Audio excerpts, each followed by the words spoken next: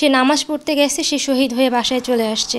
আমি আমার মাকে দেখছি কান্না করতেছে, আমার বোনকে দেখছি তারা কাঁদতেছে। পুলিশের গুলিতেই তো মারা গেল, বাম পাশে গুলি লাগছে আর কি, গুলিটা সামনের দিক দিয়ে লেগে পিছন দিক দিয়ে বের হয়ে গেছে। দীর্ঘ ২৫ বছর পরিবার ও স্বজন ছেড়ে প্রবাসে কাটিয়েছেন যে মানুষটি, গত ২১ জুলাই নিজ দেশে তিনি প্রাণ দিয়েছেন ঘাতকের বুলেটে। বাড়ি থেকে বেরিয়েছিলেন আসরের নামাজ পড়তে, কিন্তু ভাগ্যের নির্মমতা তাকে ফিরিয়েছে লাশ বানিয়ে। যে বাবাকে ২৫ বছর বিদেশে থাকতে হয়েছে, সেই বাবাকে হারিয়ে এতিম হয়েছে ৩ ভাইবোন। সন্তানের সুখের চিন্তায় বিভোর থাকা বাবা মুজিবুর রহমান সরকার তার জীবনের মধুর সময় কাটিয়েছেন সৌদি আরবে। ৪ বছর আগে দেশে ফিরেছেন তিনি। রাজধানীর কদমতলী এলাকায় ছোট্ট একটি বাড়ির কাজও চলমান। স্বপ্ন ছিল বড় ২ মেয়েকে পড়াশোনা শেষ করিয়ে ভালো ঘরে বিয়ে দেওয়া, যার জন্য আবারও পাড়ি জমাতে চেয়েছিলেন ভালো কোনো দেশে। তিনি গিয়েছেন ঠিকই, কিন্তু যে দেশে গিয়েছেন সেখান থেকে আর ফিরবেন না কোনোদিনই। ২১ জুলাই বাইতুশ শরীফ জামে মসজিদ থেকে বের হতেই কোটা সংস্কার আন্দোলনকে কেন্দ্র করা সংঘর্ষের মধ্যে পড়ে যান মুজিবুর। ঘাতকের ছোড়া বুলেট এসে লাগে তার বুকে, ঘটনাস্থলেই মারা যান তিনি। সে ২১ জুলাই ৫টার দিকে আজান, এখন তো একটু টাইমে শর্ট হয়ে গেছে, তখন ঠিক ৫টার দিকে বের হলো, কিন্তু দেখা যাচ্ছে ৫টা ৩৫ কি ৪০ এমন সময় তাকে নিয়ে আসছে সবাই এলাকাবাসী আর কি, ভ্যান গাড়িতে করে নিয়ে আসছে। তা আমি ভাবি না সে মারা গেছে, হয়তো ভাবছি আঘাত পাইছে এমন কিছু। মক্কাতে অনেক বছর ছিল, এর আগে সে মদিনা থাকতো। মক্কাতে অনেক বছরই ছিল, প্রায় ১৫-১৬ বছর ছিল, ২৫ বছর হবে। আমরা তো ভাবতেও পাইনি এমন কিছু আমাদের সাথেও হয়ে যাবে। হ্যাঁ, আমরা তো এটার বিচার চাই।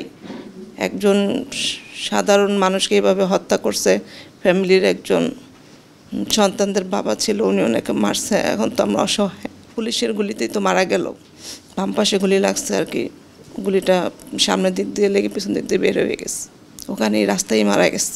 এখন আছে আমার ভাই, আত্মীয় স্বজন যারা আছে তারা তো আছেই, কিন্তু বাবার সাপোর্ট তো নাই। বাবার লাশ নিয়ে গ্রামের বাড়ি মুন্সিগঞ্জের গজারিয়াতে যাওয়ার সাহস পাননি সন্তানেরা। সবকিছুই খুব তাড়াহুড়ো করে শেষ করতে হয়েছে তাদের। বাবা ৫টা পর্যন্ত বাসাতেই ছিলেন, দুপুরে খেয়ে রেস্ট নিচ্ছিলেন তিনি। এরপর সে বেরোয় যায় ৫টা বাজে, ৩৫ মিনিটের ব্যবধানে বাবার লাশ চলে আসে বাসায়। বাবার লাশ দেখে কখনো চিন্তাও করিনি যে আমাদের এলাকার মাঝে এরকম নৃশংস হত্যাকাণ্ড কখনো ঘটবে। বাবার লাশ যখন দেখি তখনও বুঝতে পারিনি। আমি সেখানে মাথা ঘুরিয়ে পড়ে যাই, আমাকে কেউ একজন পানি দেয়। আমি আমার মাকে দেখছি কান্না করতেছে, আমার বোনকে দেখছি তারা কাঁদতেছে। আমি তখন চিন্তা করতেছি আমি কি কাঁদবো, আমার চোখে তো পানি আসে না, আমি কিভাবে কাঁদবো।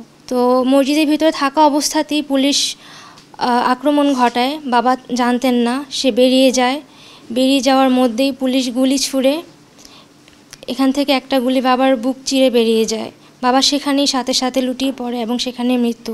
আন্দোলনে গিয়েছে, পুলিশ গুলি করেছে, কিন্তু না, আমার বাবা এসব কোনো ঝামেলার মধ্যে ছিল না। সে একজন সাধারণ মানুষ ছিল, সুস্থ স্বাভাবিক মানুষ ছিল। সে নামাজ পড়তে গেছে, সে শহীদ হয়ে বাসায় চলে আসছে। তার লাশ এভাবে আমরা কখনো দেখব, কখনো আমরা চিন্তাও করিনি। কয় বছর বাবাকে পেয়েছি, ৪ বছর ৪.৫ বছর, এতটুকুই হয়তো বা ভাগ্যে ছিল। ওনাকে এভাবে মারা, বা ওনাকে তো মারাই হয়েছে, যেহেতু পুলিশ নিজে মেরেছে, এটা গুলি করেছে, বাবাকে হত্যা করা হয়েছে। তো এটার বিচার আমরা চাই। তো আমরা মাত্র খুবই কম সময় কাটিয়েছি তার সাথে। আমার অনার্স কমপ্লিট হওয়ার পর সে বারবার বলতো আমি কবে কনভোকেশন পাবো, সে যাবে আমার সাথে, বারবার বলতো। এখন কে যাবে? তার ইচ্ছা ছিল আমি হয়তো বা মাস্টার শেষ করে জব করব, সে দেখে যেতে পারলো না। আমাদের মতো আরও অনেক ফ্যামিলির সাথেও এরকম ঘটেছে, বা তারাও তাদের স্বজন হারিয়েছে। তো এটার চাই সঠিক বিচার হোক। আমার বাবা আমাকে খুব বেশি ভালো আদর করতেন। এই খবর শুনে খুব দুঃখজনক লাগছে। এখন এটার জন্য আমি বিচার চাই। এখন আমাদের সংসারের দায়ভার এটা কে নেবে? সেদিন কারফিউ চলছিল। ওই এলাকায় মানুষের উপস্থিতি ছিল বেশ। কদমতলীর তুষারধারা আবাসিক এলাকা সেদিন বিকেলে পুলিশ ঢুকে পড়লে পরিস্থিতি উত্তাল হয়ে ওঠে, এমনটাই জানান স্থানীয়রা। নামাজ পরে আমরা ওই জামতলা গেছি, তখন ওখানে একটা ডাক দই পড়ছে, লোকজন ডাক যে আসে, সবাই মনে করছে যে কারফিউ চলে পুলিশ হয়, সবাই জাপ বন্ধ করতেছে, তখন দেখলাম যে না, পুলিশ না, একটা ভ্যান গাড়ি দিয়ে কারোরে নিয়ে আসতেছে। দৌড়ে গেলাম, যায় মুজিবর নাই। কাউন্সিলর অফিস থেকে ফোন আইলো, তাড়াতাড়ি দাফন করো, ওইটা করো, এটা করো। মুজিবর নিজে যে হাঁটতো, মাটি কিন্তু লড়তো না। সভ্য শান্ত এলাকা থেকে এমন কোনো মানুষ নেই তার সাথে টু শব্দ রয়েছে কোনো সময়।